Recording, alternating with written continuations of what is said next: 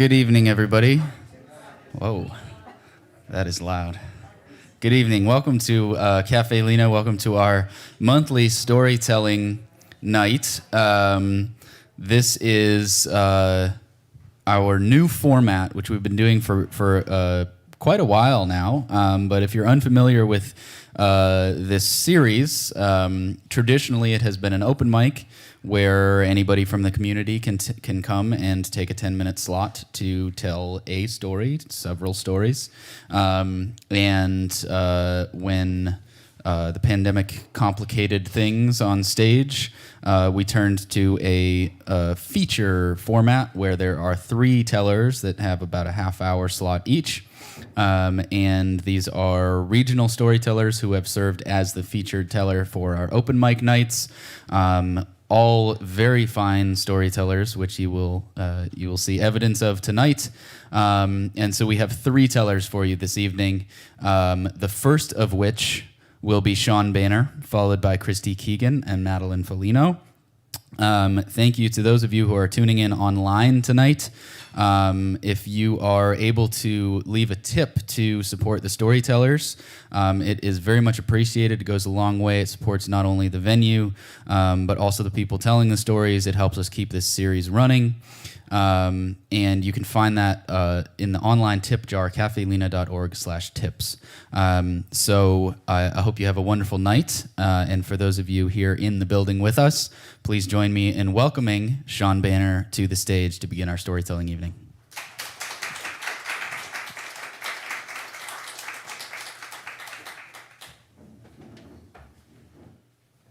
It's so nice to unmask. Thank you.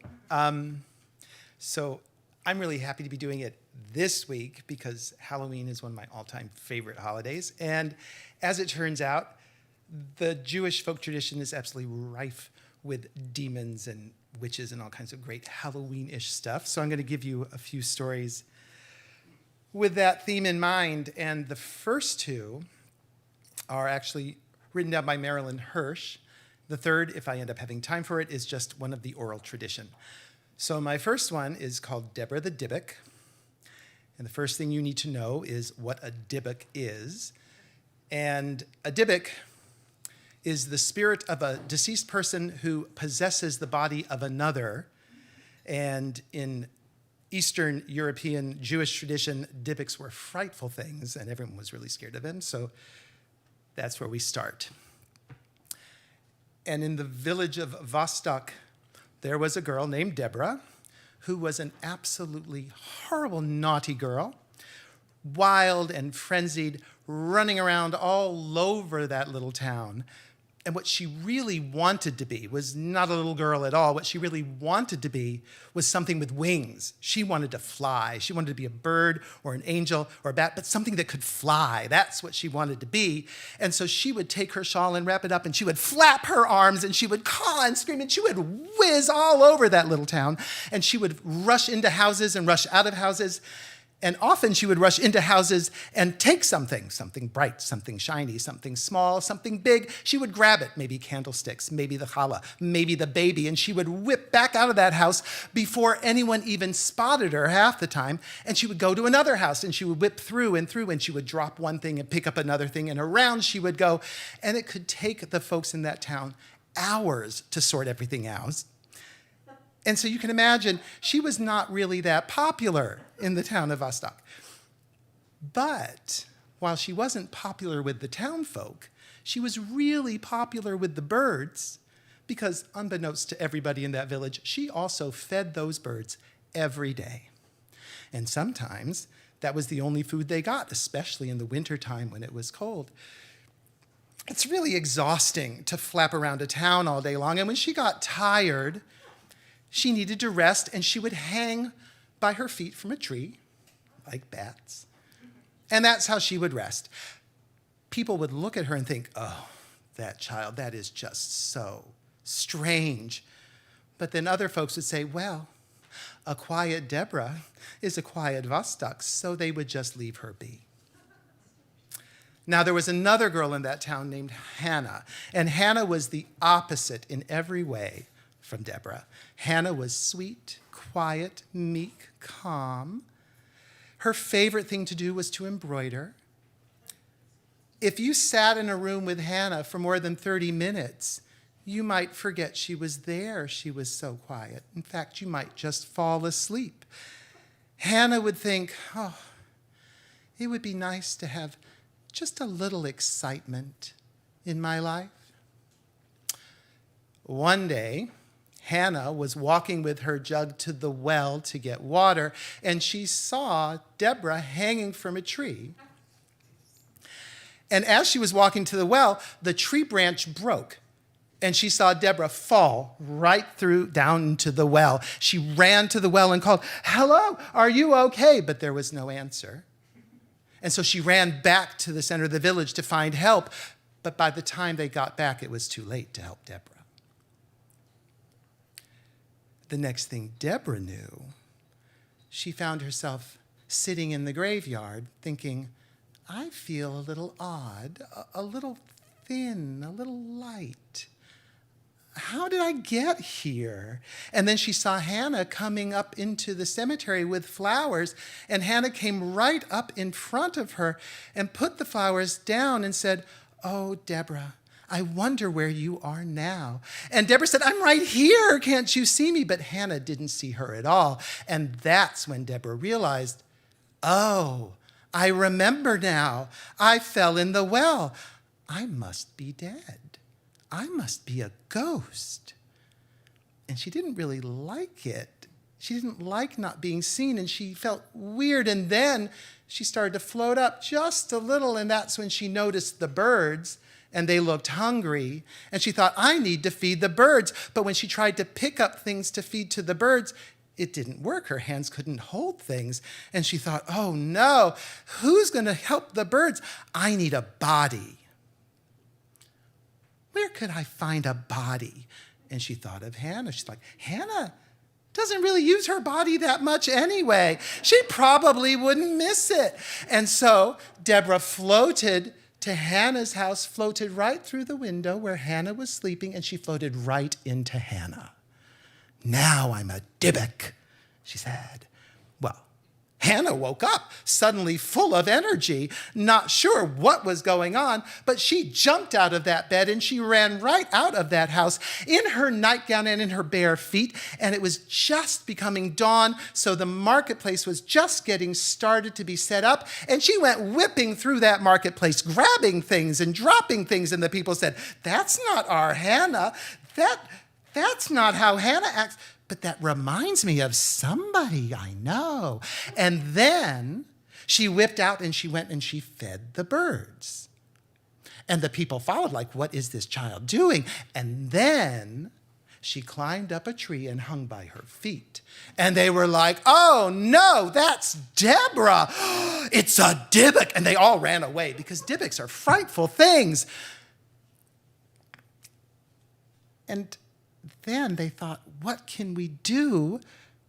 Well, the only thing you can do when there is a Dybbuk is you have to get a rabbi to help get the Dybbuk out. And so they thought, we need to go to the wisest rabbi there is, and that would be Isaac, Rabbi Isaac in the next town. And so they sent a message out to get Rabbi Isaac from the next town. And then, as is proper, they drew a big circle in the center of the market square, and they put a chair and another chair and another chair, and they sat Hannah, Deborah, the Dybbuk, in the first chair, and on either side of her were big, sturdy grandmothers who were afraid of nothing, and they locked arms and they waited for the rabbi to come. And he did come with his scholars, his yeshiva students, and he walked up to the chair and he looked deeply into Hannah, Deborah's eyes and said, "Who are you?" And she said, "I'm Deborah the Dybbuk." But another voice said, "I'm Hannah, I'm in here too." And the rabbi said, tucked her chin and said, "Do you like being a Dybbuk?" And Deborah the Dybbuk said, "Well, actually, no. It's kind of lonely and nobody likes me and it feels sort of strange, but I need to feed the birds." And the rabbi said, "Deborah the Dybbuk, if you weren't a Dybbuk, what would you want to be? And she said, well, really, I'd want to be an angel, but I'm too naughty. And then the rabbi said, well, let's see about that.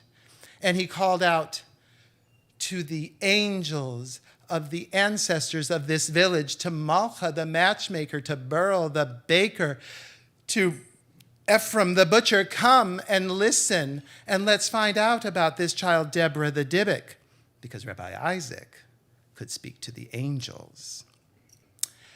And all the villagers watched, and he looked at them and he said, if there is anyone who has anything they want to say about Deborah, come forward now. And a long line of people formed in front of him. And next to that long line of people, a long line of birds. And the rabbi listened to what each one of them had to say, as did the angels.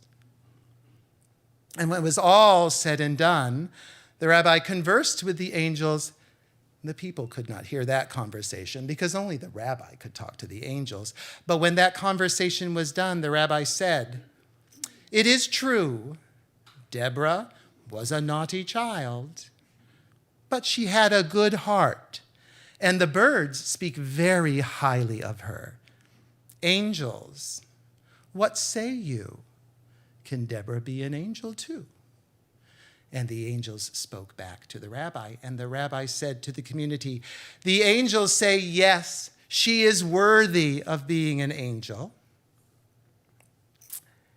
And then the Dybbuk said, but if I'm an angel, who will feed the birds? And Hannah's voice spoke up, saying, I will feed the birds. And so Deborah said, yes, I would love to be an angel. And she floated out of Hannah's body and joined the angels. And all the people said, oh, Deborah of blessed memory, this is wonderful. But even so, they all rushed up to check Hannah's little foot, because everyone knows a Dybbuk exits the body by a little hole in the right foot baby toe. And so Deborah became an angel, very good at flying, whizzing around all over the skies, but she always watched over Hannah, and Hannah never, ever forgot to feed the birds.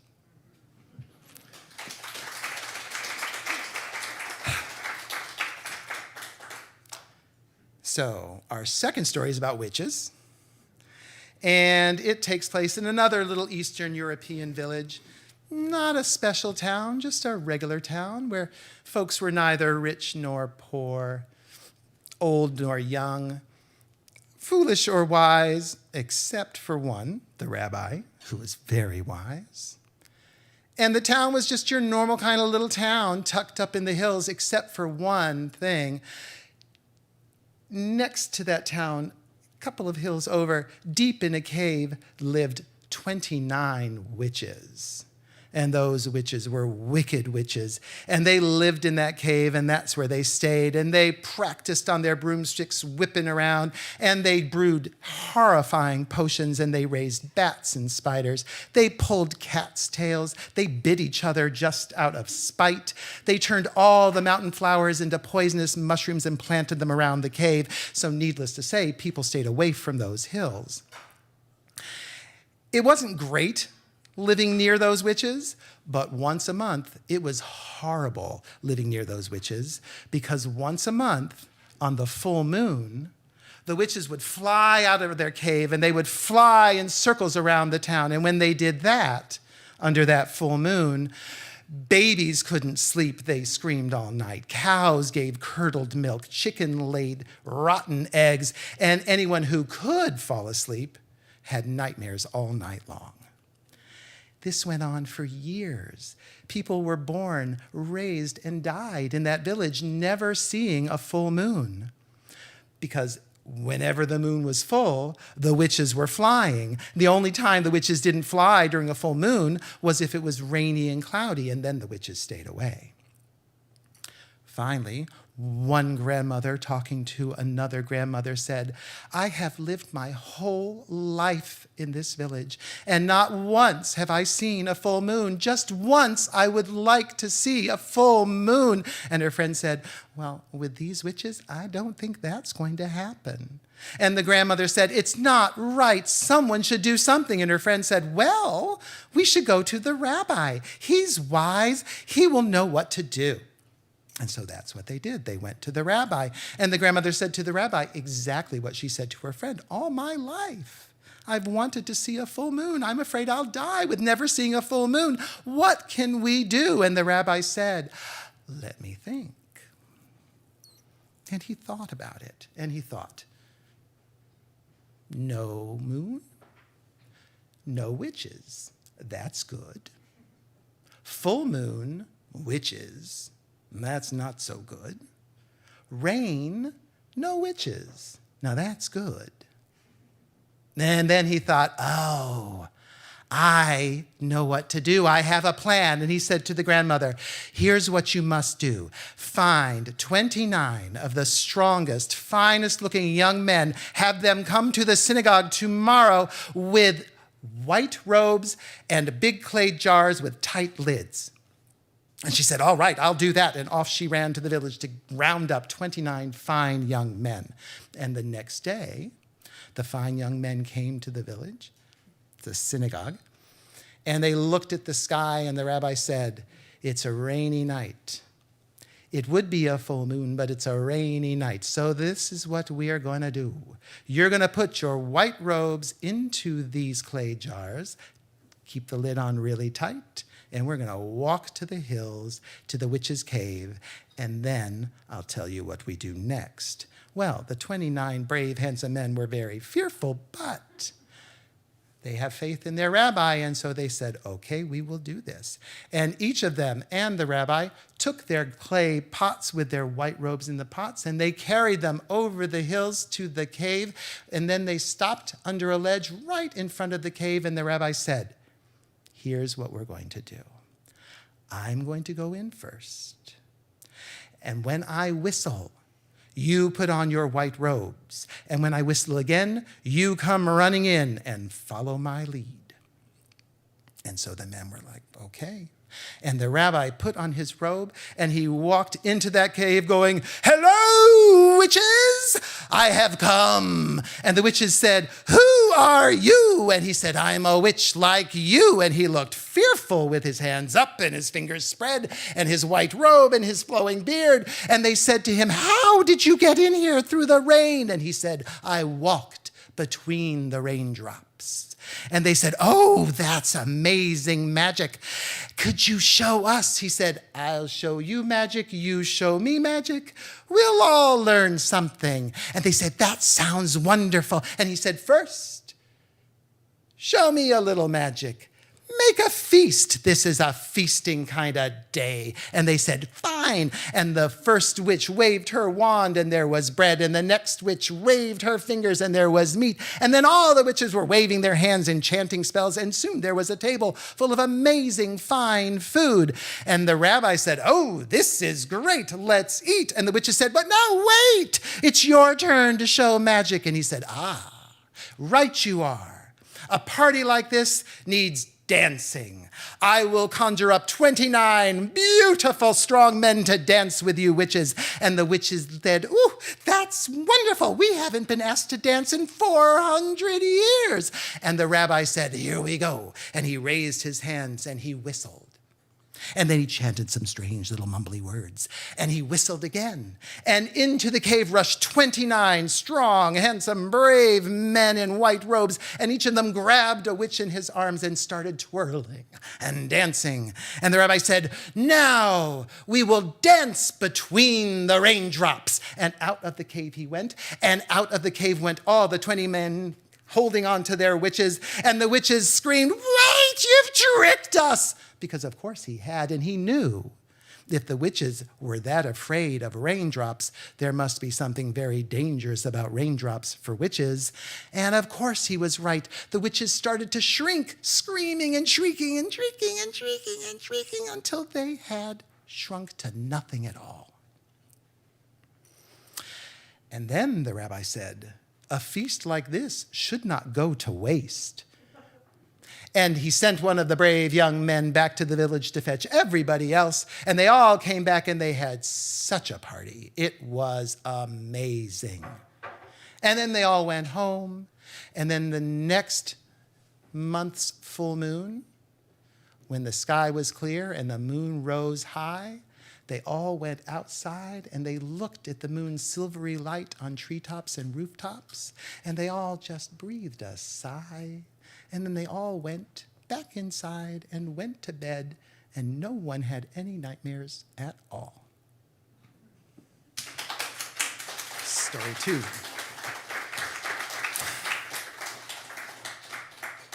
And since I'm going quick, I guess I got time for story 3. So here we go. Story 3 is supernatural, but not quite witchy. And it is called The Seeker of Justice. And in Talmudic study, there is a phrase, justice, justice, seek justice. And there was a yeshiva scholar who took that deeply to heart as he looked around the little town in which he lived, and he saw people being cruel to one another.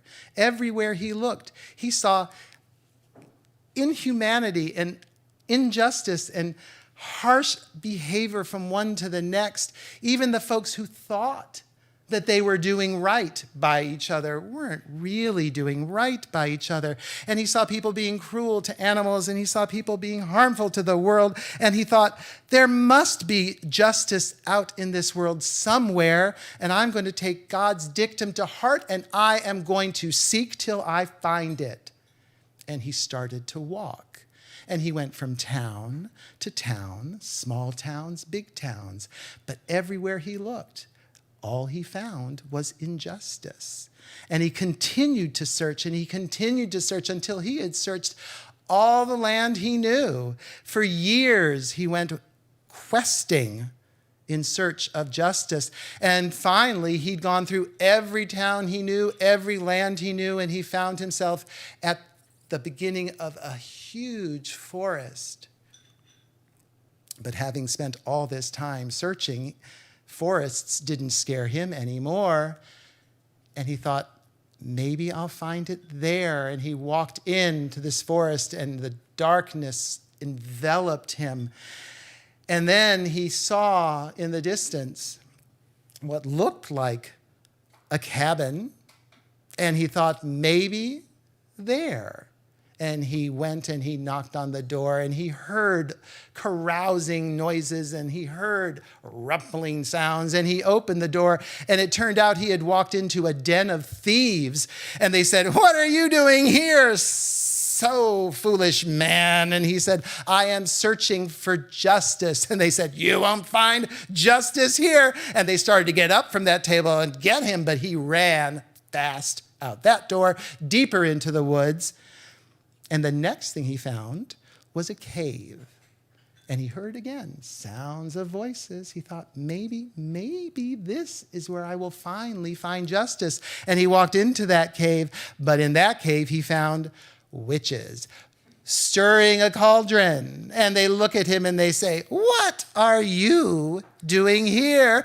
But he is brave, and he says, I'm here in search of justice. And they say, well, we are in search of justice too. Justice, bag of bones for our brew. And then they start laughing, cacophonous laughs. And while they're laughing, he runs out of that cave, and he keeps going deeper into the woods, thinking, I got to get away from the thieves and the witches, and I got to find justice.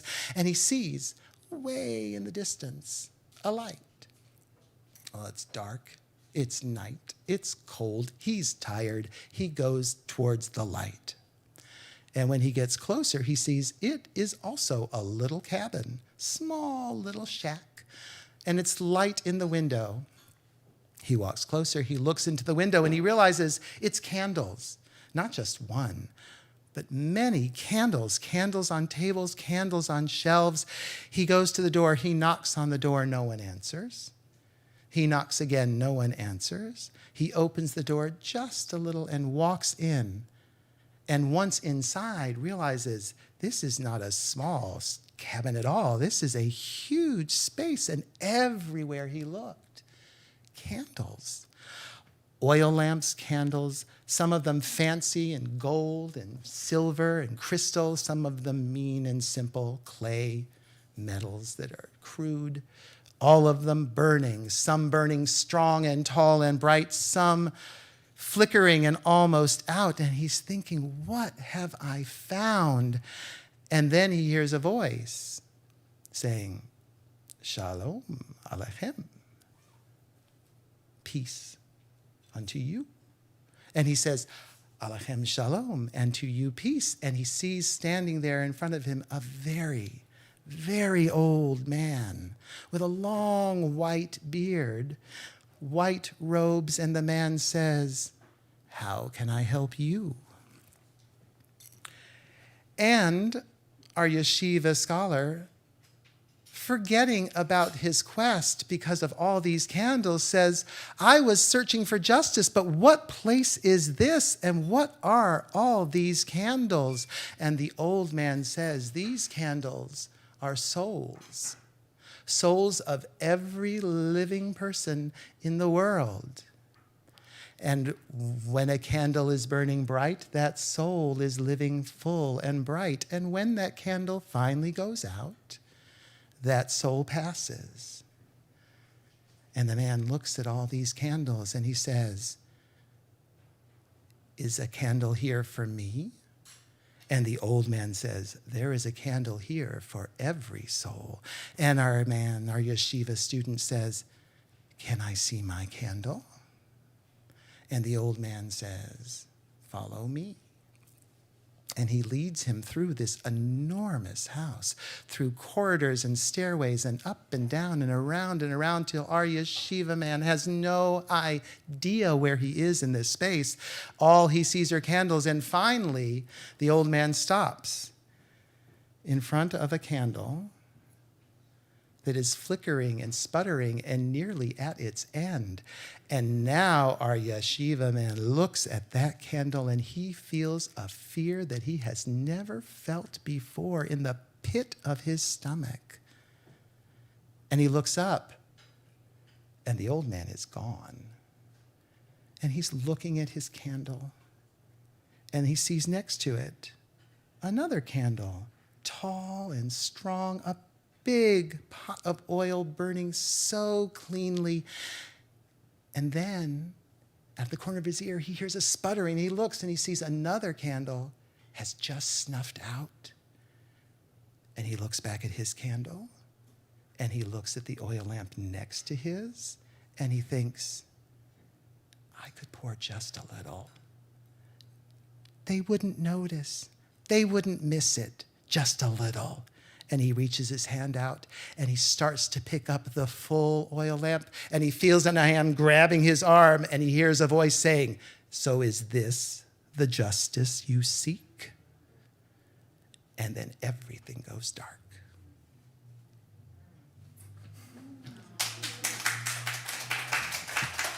Thank you. So that was an absolute pleasure. Thank you so much for letting me do this with you. And now Christie Keegan, another local friend, is going to tell you some more.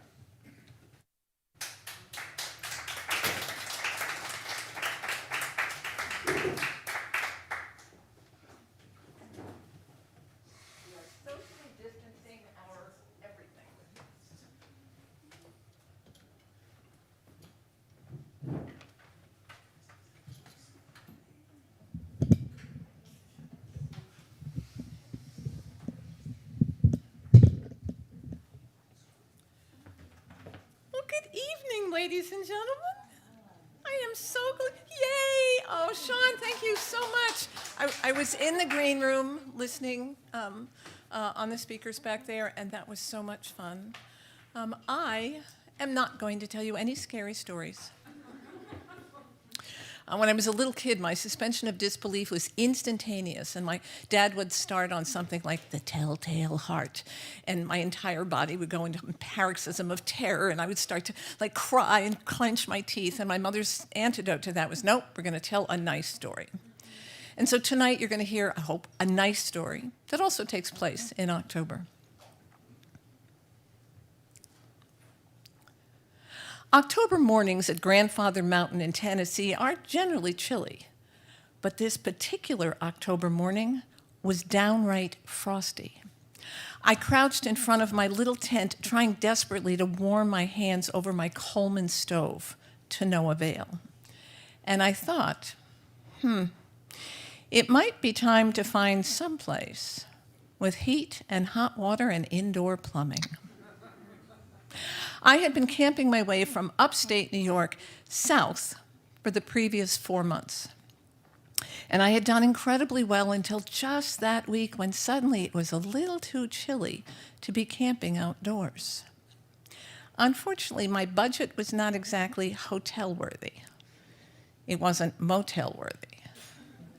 But I had read enough novels about the South to know that there was a third alternative, a rooming house, a boarding house.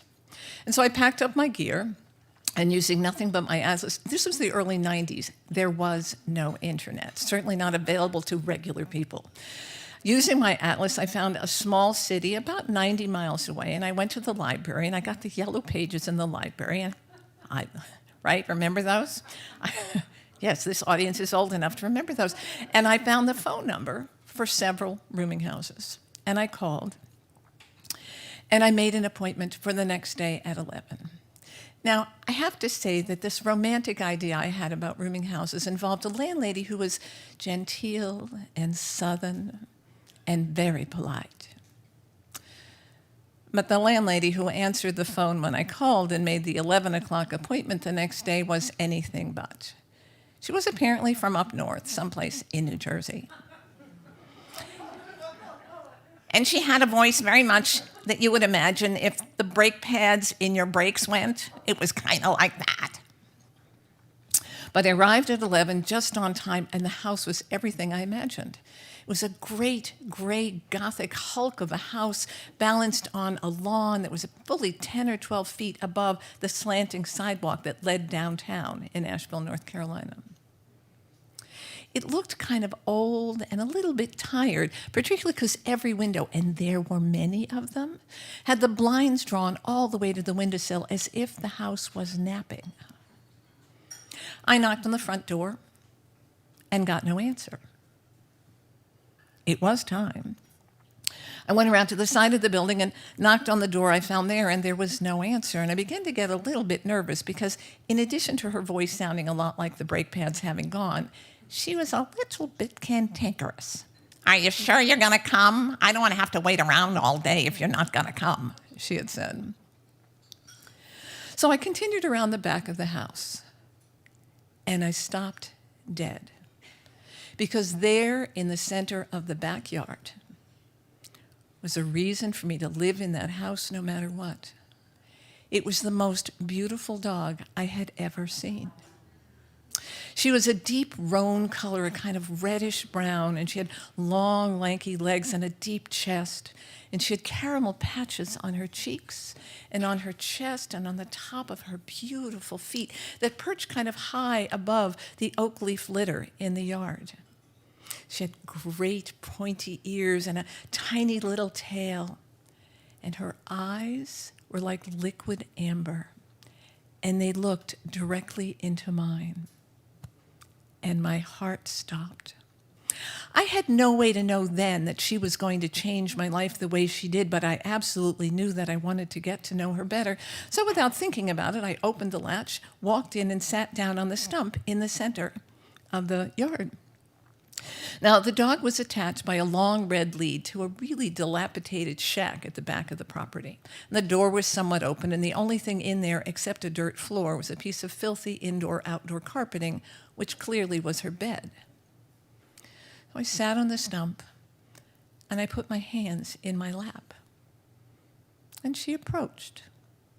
Neither friend nor foe, just this calm, patient, plodding in my direction, and then she put her head in my hands, and I began to massage her cheeks and then her ears, and then the back of her neck, and down her spine, and down her legs, and I could feel the ripples of contentment. And every once in a while, she would,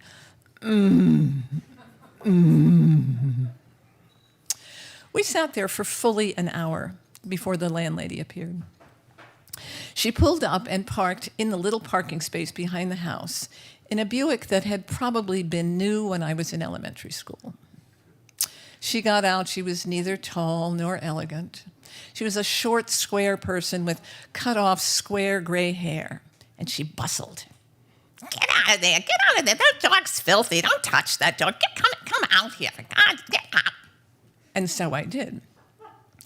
I will admit that my brain said, well, she wouldn't be filthy if she had something besides a dirt floor and a filthy carpet to sleep on, but heat, hot water, indoor plumbing.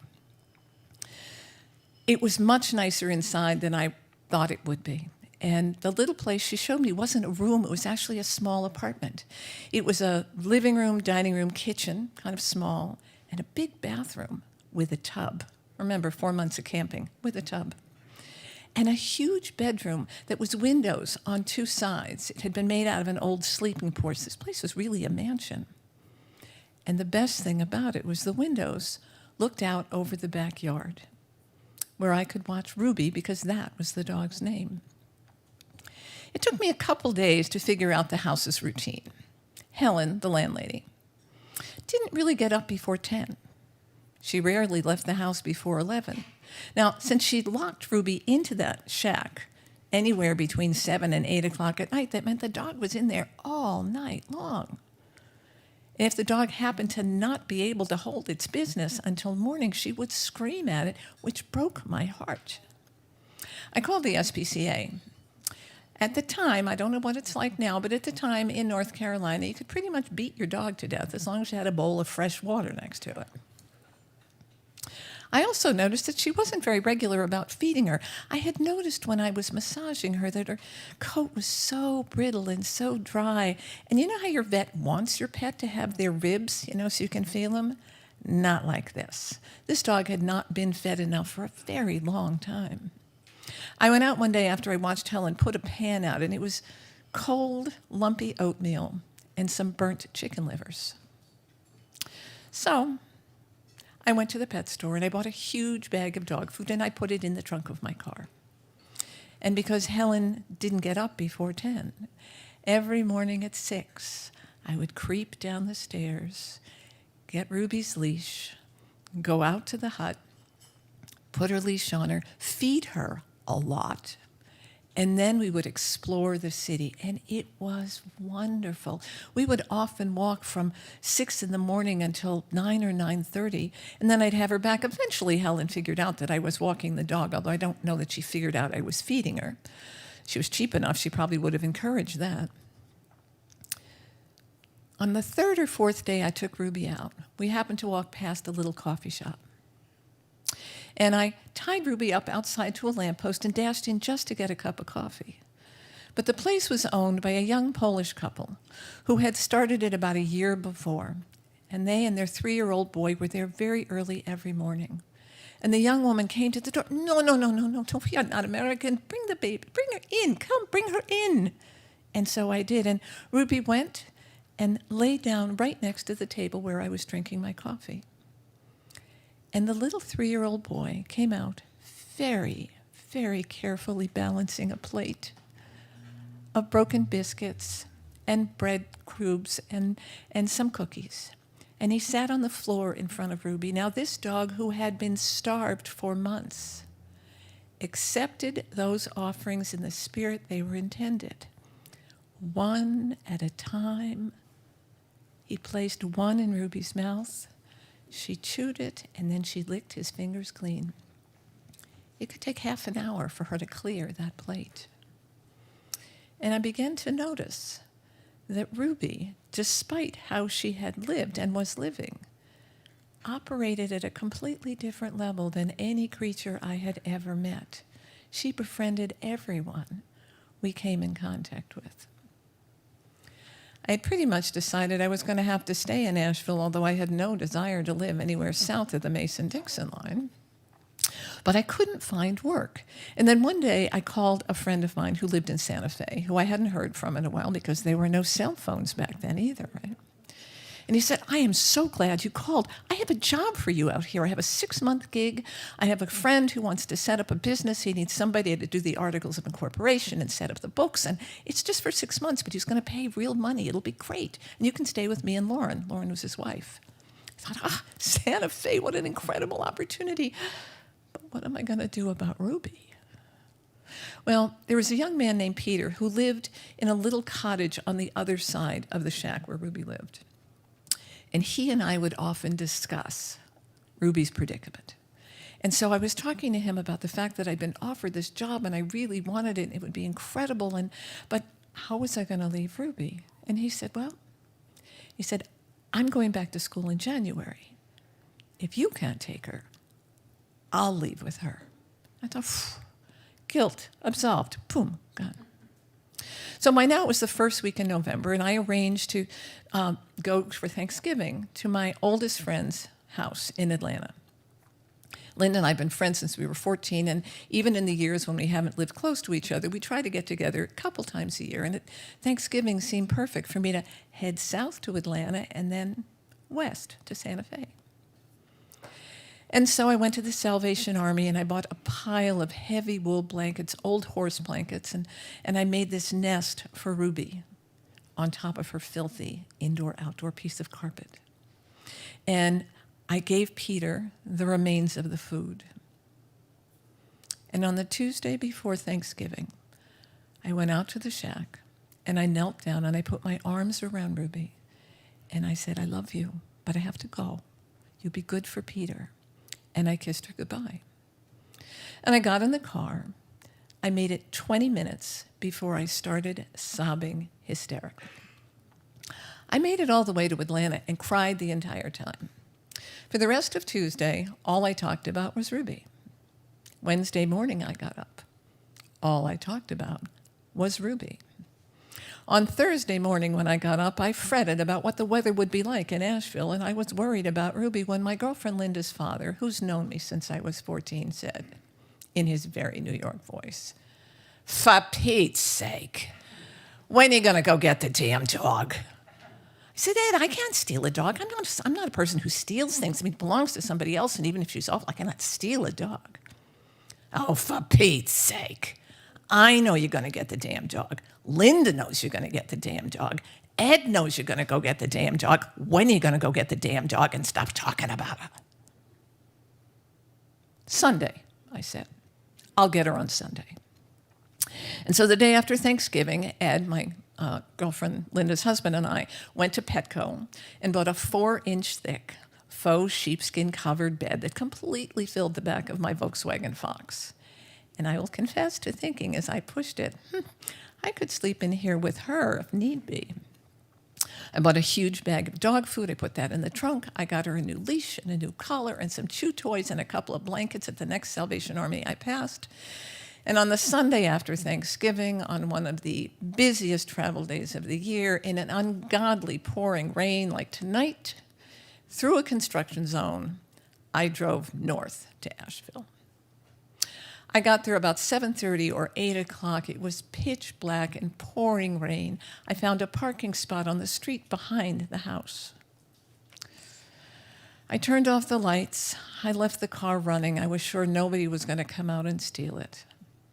And with my umbrella over my head, I crossed the street, walked down a driveway, through a backyard, and a break in the hedge, and down the little alley behind where Ruby lived. I knew there was a motion detector light. I knew somehow I would have to move very quickly, but I didn't think I could move quite that quickly, but I tried. I made it around the corner of the little shack and just managed to open the door and get inside and pull it shut when the light went off. I held my breath. I peeked through the little tiny crack in the door, but no one lifted a blind in the house. I guess they hadn't noticed. I took Ruby's collar off and then rebuckled it, I suppose to make it look like she had pulled out and run away. And then I put on her new leash and her collar, and I said, okay, baby girl, you're going to have to run. And we did. I pushed open that door, and we raced across the backyard, retraced my steps, ran across the street. I opened the back door. She leapt in. I closed the door. I got in. I put the car in gear and thought, oh, God, I hope she doesn't get car sick. I pulled out, and at the end of the road, I turned left and then right, and at the bottom of the hill, I turned left again, and before I knew it, I was on I-40 heading in the right direction. I was so proud of myself. You have no idea. Oh, I was just excited, and Ruby put her head on my shoulder. I don't know if you're familiar with Dobermans, but they blow lips the way horses do. She said in joy. The car was steamy and warm. I'd gone about 2 exits when suddenly, in the rearview mirror, red and blue lights. Oh my God, I'm going to be in jail south of the Mason-Dixon line. I put on my directional. I pulled over very slowly, and it went racing right past me. Oh my God. I got off the highway, and it took me fully 20 minutes before I could get my knees to stop knocking and my heart rate to go back to normal. And then, obeying every traffic signal there was, I got back on I-40 and headed west. Once I crossed the Tennessee border, I thought, okay, I'm good. Eventually, I found a Motel 6, the only hotel I can remember, or motel that actually advertised back then that they allowed dogs. And Ruby and I fell into a deep and very long sleep. When we woke up, I discovered that we were not that far from Memphis.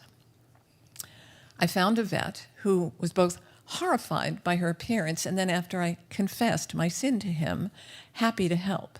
And so he gave her a complete exam and all her shots and didn't charge me. And then off we went to Santa Fe, to the first of 8 years of almost incredible nonstop adventures. One of the first things that happened when we got to Santa Fe was I was walking down the street, and a woman approached me. She was a dog trainer who had been a therapist. She said her job was not to train the dogs, it was to train the owners. And she watched us for a while, and she said, would you mind coming to my first class? I think Ruby has something she can teach everybody. Okay. And so we went, and sure enough, Ruby taught all of the dogs how to greet properly. And she also taught them how to set boundaries properly. What interesting lessons. Where was she when I was a kid?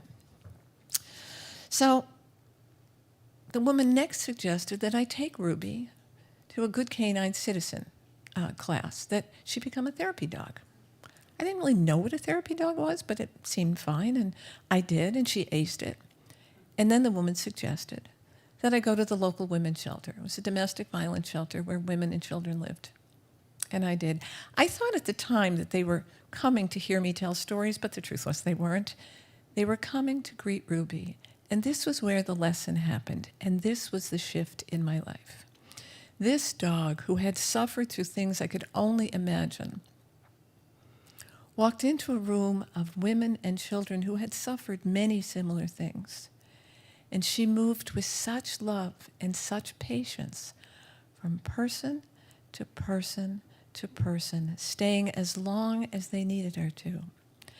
For 6 months we did that, and I will tell you that her example gave me the skill set I needed some years later to do the work I've done for the last 30 years, which is to work with trauma survivors and victims of domestic violence. But I didn't know that would happen then.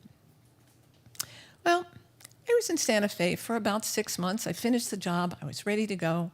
We went to Colorado. We hiked the Colorado Trail. We camped. And then in early September, the snows were about to fly. And I was so ready to come back east. So ready to come back east.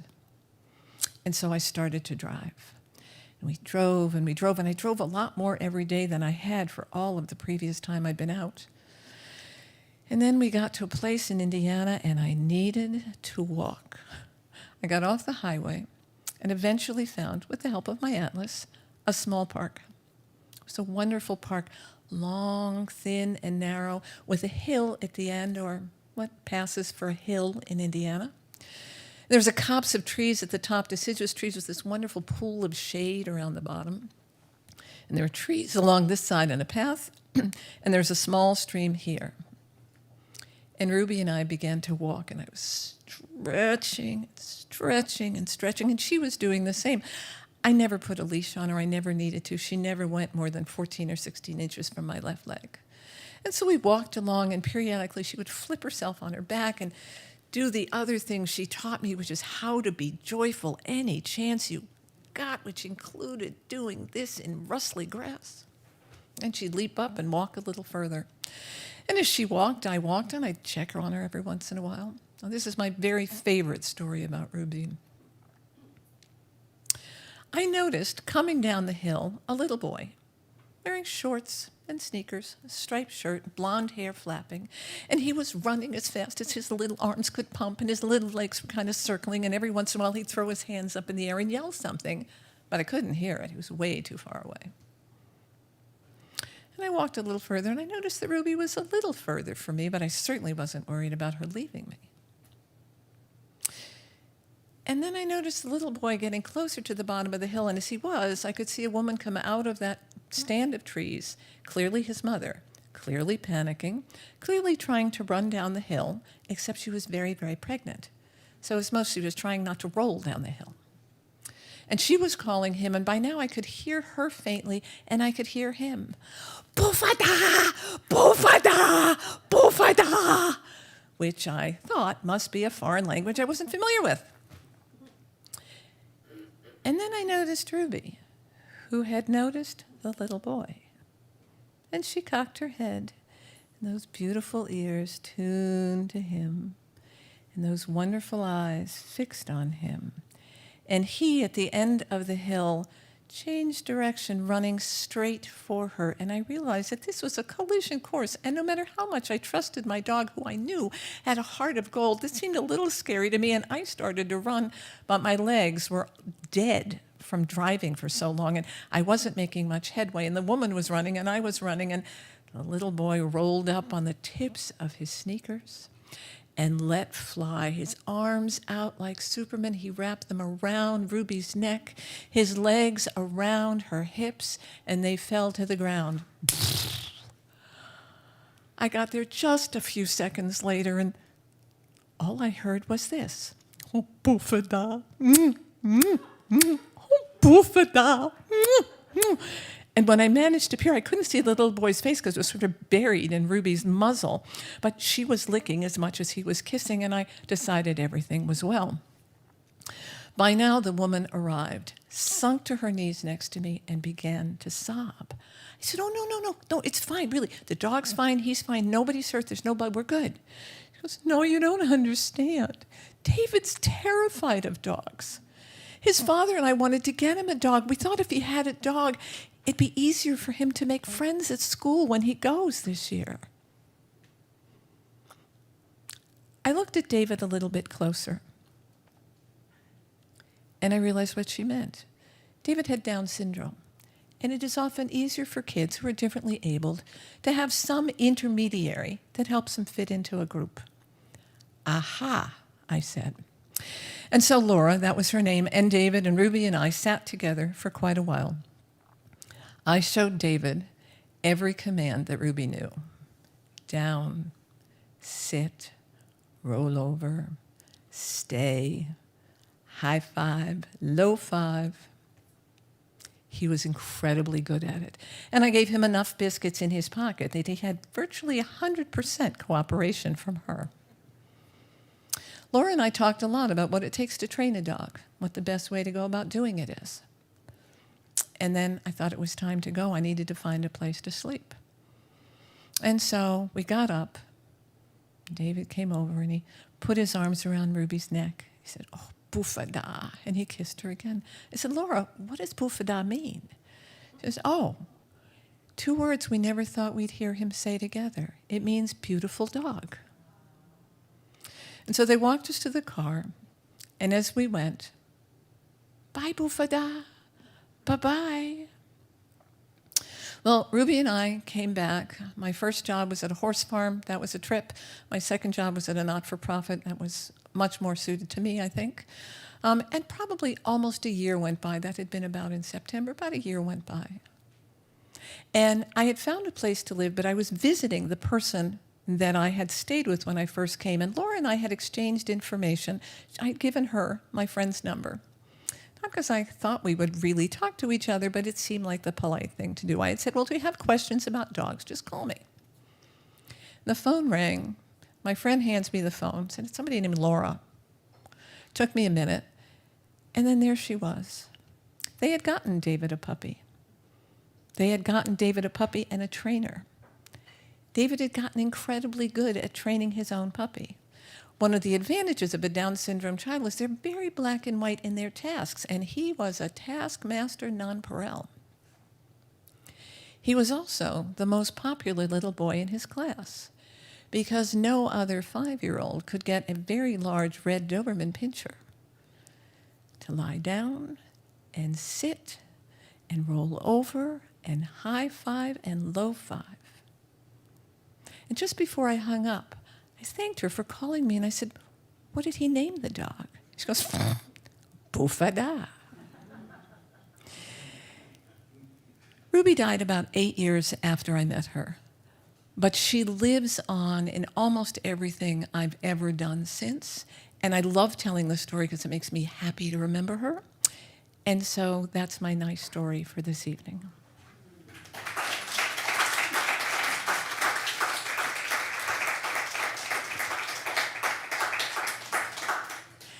And now I'd like to bring you Madeleine Felino, who's come all the way from Orange County, from Black Dirt Country, which she may or may not explain to you. She had to explain it to me the first time I visited her. Madeleine and I ran a storytelling conference together. It was an experience, but our friendship survived it, and I'm grateful. And I'm also grateful that she came out in this weather. So please, a hand for Madelyn Folino, recently retired.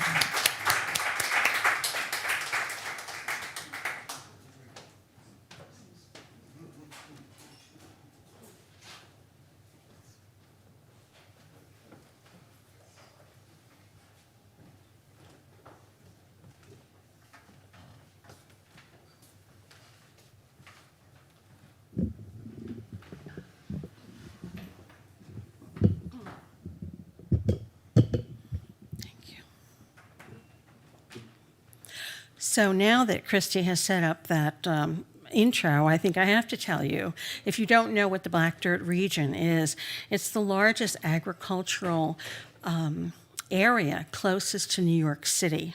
And the chief product of the Black Dirt are yellow onions. So if you are someone who lives between Boston and Washington, D.C., and you have ever eaten an onion in your life, chances are it probably came from Pine Island, New York, or the surrounding Black Dirt. So, a long, long time ago, a very long time ago, when I was young, I lived in a big white house, but my bedroom was the smallest of the 4 siblings. But I never minded that because I was the only one with a deep, dark closet.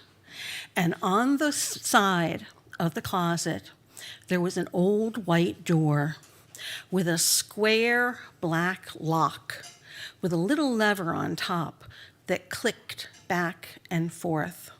And on the other side of that door were the attic stairs. And every time my mother went up to the attic, I would follow her. And she would be talking to herself and saying, "Where is it? Where is it? I must have put it in the cedar chest." And I would follow her up those 10 steep stairs and then turn left. There were 3 more steps. And at the top of the stairs, in the first of the attic rooms, there stood the cedar chest. It was long and dark and had carved wood across the front. And it had fat, round feet with carvings that looked like they could run away. And when you opened the cedar chest, it would creak open. And when the lid slammed down, the brass latch would plummet into its housing with a very definite click. Now, I didn't expect that cedar chest to come to me, but when my mother was 76 and she moved in with our family, the cedar chest came with her. And so right now it's sitting at the top of the stairs in a kind of dark alcove in my house. And every time I pass it, I think, what did I put in there? I never remember. And I also think of my great-grandmother, because Graeme Jackson was the one who gave my mother the cedar chest when she was 16. Graeme Jackson was English, and she had many, many rules. An English lady always does this. An English lady never does that. And one of the many rules was that at the age of 16, every girl should have a hope chest, some place to put her trousseau, to store all the things that she would need for her wedding. Because if she was 16, then surely she would be getting married in the next few years. So, let me tell you about Graeme Jackson. She was once a girl named Mary Williams, and she was born in Wolverhampton, England in 1850. But she grew up on Threadneedle Street, which is an ancient thoroughfare in the City of London. And when I say the City of London, I don't mean the large urban sprawl, but instead the city that's called the Square Mile, the part of London that is enclosed by the ancient Roman walls. This is the city of the Tower of London and St. Paul's Cathedral and the Corn Market, which was the stock market, and Lloyd's of London, the famous insurance company, and of course the Bank of England, which is known as the Old Lady of Threadneedle Street. And I think that for Mary, that long ago girl, growing up on the very street that was the center of the British financial empire, which was essentially the center of the world, gave her a confidence that lasted all her life. Now, Mary, her father was named William Williams, and he was an accountant, and he ran a textile mill in North London. Victorian England, textile mill. Oh, that sounds very dark and Dickensian. But what that job meant to William was that his wife and his 4 children did not have to go out and work for a living.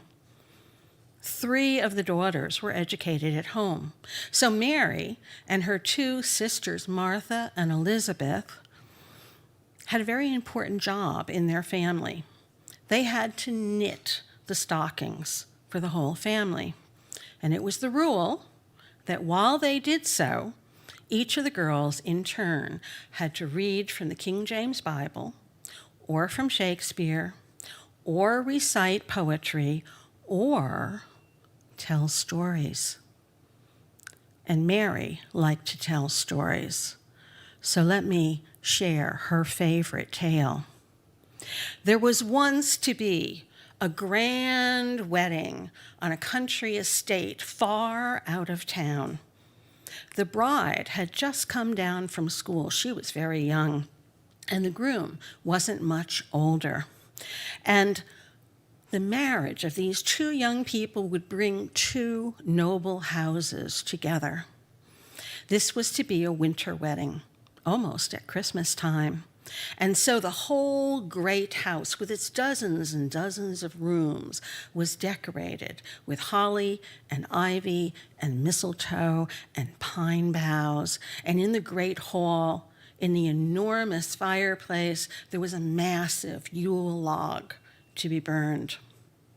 And one morning, the wedding took place, and after the wedding, there was a wedding breakfast, and after the wedding breakfast, there were games. as there always were after weddings. But because the snow lay covering gardens and the lawns, the games had to be inside. And the wedding party, most of whom were young people, decided that they would have a game of hide and seek. And the groom was to be it. And the bride giggled at the thought that she would find the perfect hiding place and her groom would come and discover it. And then, oh, what kisses there would be, a token of what was to come that night. And so the wedding party scattered and they fled throughout that great house to find the perfect hiding place. And the bride ran upstairs. And some say she went up to the attics. But others say no, it was just one of the wide, dark halls where she found a perfect, dark, and secluded alcove. And there she found the chest. It was perfect. It was big enough to hold her. It was big enough so she could smooth out her wedding gown, and she would look just perfect when her groom found her. And so she opened the lid of the chest. Oh, there were even blankets on the bottom to make it comfortable for her to stretch out. And so she climbed into the chest, and she smoothed her dress out, and her orange blossom wreath just so, and she was just fussing with her curls when the lid of the chest came down and the rusty old lock engaged.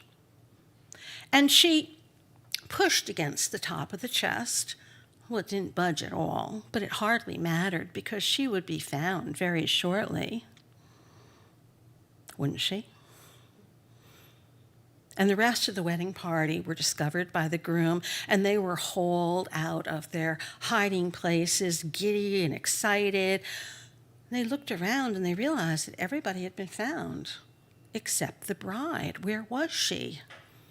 And so the party of them, they began a search through the house, through those dozens and dozens of rooms, behind doors and in closets and under beds. But she was nowhere to be found. And they even went down to the kitchens, disturbing all the servants. And then they began to search the outbuildings, as strange as that sounded, out to the barn and the stables and the greenhouse and the dairy. Someone went all the way to the ice house. And the lawns and gardens were unmarred by footprints. She couldn't have gone out there, and they searched and they searched. But they never found her. And the bride, after lying for hours in the chest, she kicked and she screamed and she clawed at the lid, but no one came. They say the bridegroom died of a broken heart, and the family sold up and moved away. There were other people who lived in that great house, but it was many a year later before someone came upon the chest. Oh, what's this? And thought to bring a candlelight and tools to wrench that rusty lock open. And finally, they got it open. And they opened the lid. And there she was, the bride, stretched out in her wedding gown, with her orange blossom wreath around her bony skull, and her jaw, her bony skeleton jaw, just hanging open in her final scream. And Mary, Graeme Jackson, told this story to her children and her grandchildren and her great-grandchildren, and scared them all, this story that she called The Bride in the Chest. And now I've told it to you, just in case maybe some of you have a chest at home that you're just thinking, what did I put in there anyway?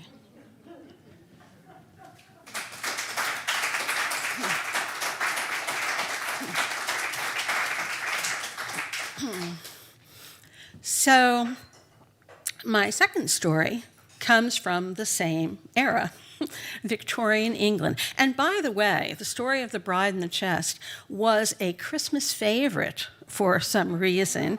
It was often told, it was often sung as a ballad or recited as poetry. So it must have made an impression on my great-grandmother all those years ago. Maybe she just likes scaring people. I just don't understand that. So my second story also comes from Victorian England, and this is a story that was written down by Charles Dickens, the famous author, whom we all studied in school. And Dickens wrote down some stories that were told to him by his nursemaid. Like all middle-class children, he was cared for by a nursemaid. Her name was Mercy, and she was the daughter of a shipwright. And she particularly liked to tell young Charles the following story, but only when he couldn't sleep at night or he was sick and he was up for some reason.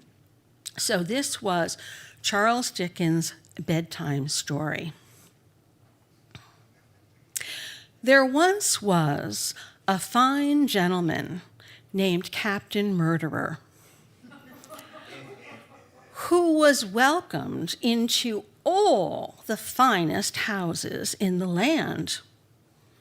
He was very wealthy, kind of like the 1%. Captain Murderer's mission in life was matrimony. That and the satisfaction of a cannibal appetite for tender young brides. Captain Murderer always made love, that is to say, he came courting in a coach and 6, and he always married in a coach and 12. And all of his horses were milk white steeds, pure white, except that it was seen that each of them had on its back, in an area that was hidden by the harness, a red stain that no amount of rubbing or scrubbing could erase. They do say it was bride's blood. And whenever Captain Murderer married, he caused the way to the church to be lined with the strangest looking flowers. And his bride would say to him, as they headed toward the church, "Dear Captain Murderer, what are these blooms? I have never seen the like." And Captain Murderer would throw back his head and laugh and say, "Garnish for house lamb, garnish for house lamb." And it was only then that the noble wedding party would realize how very, very long and how extremely sharp Captain Murderer's teeth were. Well, the wedding would take place, and after the wedding there was a feast, of course, and then Captain Murderer would dismiss the noble guests. And one day month after this, he would take out a large silver pie board and a golden rolling pin and an immense silver pie dish. And seeing these things brought out, his bride would know her duty, for Captain Murderer had this whimsical custom in his courtship. He would always ask the young lady if she knew how to make a pie crust. And if she did not, either through some defect in her character or her education, he would see that she received instruction. And so when the bride saw these things, she would know where her duty lay, and she would roll up her silk-laced sleeves and prepare to make a pie. And Captain Murderer would bring out everything needful, the flour and the salt and the butter and the eggs. But of the staple ingredient of the pie, of the filling, there was none to be seen. And so the bride would say, "Dear husband, what kind of pie is this to be?" And Captain Murderer would say, a meat pie. Oh, but I see no meat. And then Captain Murderer would draw his sword and point it at his bride and command her to make the pie crust. And so she would, rolling out the bottom crust all the time with great salty tears falling upon it, for she had no idea why her husband was unaccountably so cross. And when she had rolled out the bottom crust, she would trim it and put it in the pie dish all neatly. And then she would roll out the top crust and trim it all about, ready to go on the pie. And then she would say to her husband, "And where is the meat?" And Captain Murderer would laugh and smile and say, "Look in the glass." And the bride would look in the glass just in time to see Captain Murderer swing his sword and chop her head off. And he chopped her into bits, and he peppered her, and he salted her. And, well, then he took that nice top crust, and ever so gently and neatly he would put it around the top of the pie and crimp it into place. And then he would send the pie to the baker to be baked. And when it came back all golden brown, he would eat it all up every bit and suck the bones. Captain Murderer went on in this fashion for many a year, and he became immensely wealthy. One day, he chanced to meet a set of twins, sisters, equally beautiful, though one was fair and one was dark, and Captain Murderer just couldn't decide which one he should marry. But as it turned out, the blonde, the fair sister loved him, and the dark one hated him. And so he picked the fair sister. Now, her dark-haired sister did not like Captain Murderer. She was suspicious of him. She would have stopped the wedding if she could, but she could not. But the night before the wedding, she stole into Captain Murderer's garden, and she took a ladder that was by the garden shed, and she put it under his window, and she climbed up, and she peered through a chink in the shutter, and there she saw the family blacksmith sharpening Captain Murderer's teeth. And she climbed down the ladder, and she stole away. And then the next day, at the wedding, she heard that remark about garnish for house lamb, and this made her doubly suspicious. And then, a month later, when Captain Murderer announced that her sister had died suddenly, which was no more than the truth, really, her suspicions were completely confirmed. And she went round to Captain Murderer's house right away, and she knocked on the door, and she pulled the bell pull until he came to the door. And when he opened the door, she said to him, "Captain Murderer, I want you to marry me next, because I've always loved you, and I was so jealous when you married my sister instead." Well, Captain Murderer was very flattered. He didn't have to go looking for the next bride. Here she was on his doorstep.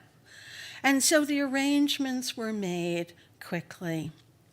And the night before the wedding, the dark-haired bride stole into Captain Murderer's garden again, and she put the ladder under his bedroom window, and she climbed up, and she peeked through the chinks in the shutter, and just as she had expected, she saw the family blacksmith sharpening his teeth, and she gave a low and eerie chuckle, and Captain Murderer heard it and said, "Oh dear, I hope nothing I've eaten has disagreed with me." And when she heard that, she gave an even lower and louder and eerier chuckle. And at that, Captain Murderer jumped to his feet and the family blacksmith, and they ran to the window and flung open the shutters and looked out into the garden. But the bride was nimbly away, and was not discovered. And so the next day, they had the wedding. And after the wedding, there was the feast. And then the wedding party was dismissed. And one day, month after that, Captain Murderer brought out the silver pie board and the golden rolling pin and the immense silver pie dish. And he commanded her to roll out the pie crust. And she did. She rolled out the bottom crust, all nice and neat, and put it in the pie dish, and then rolled out the top crust and put it neatly by, all trimmed. And Captain Murderer said, "Look in the glass." And the dark-haired bride looked in the glass just in time to see him chop off her head. And he chopped her into bits, and he peppered her, and he salted her, and he put her in the pie, and he put the top crust on ever so gently and carefully, and sent the pie off to the baker to be baked, and when it came back all golden brown, he ate it all up and sucked the bones. But he didn't know that before she had made the pie crust, his bride had taken a deadly poison made of toads' eyes and spiders' knees. And no sooner had he finished eating the pie than he began to feel quite unwell. And he came out with red spots, and he began to turn blue and to cry with pain, and his body swelled up. And then he came out with even more spots all over from head to toe, and he turned bluer than blue, and he began to scream in agony and to blow up until his body filled that room from wall to wall and from floor to ceiling, until finally, at 1 o'clock in the morning, he exploded with a loud sound. And at that very moment, all of the milk-white steeds that were in the stable broke their halters and stampeded out of the stables and into Captain Murderer's house, where they trampled all of the servants to death, starting with the family blacksmith.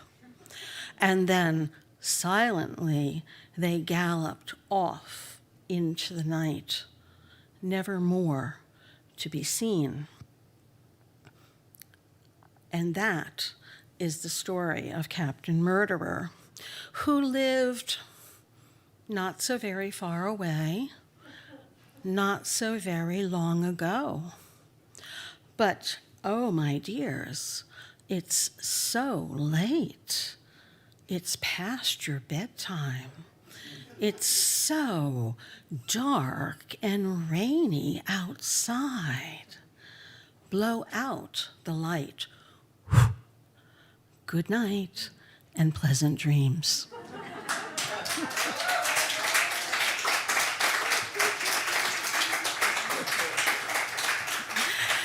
Thank you. Thank you. You've been a great audience.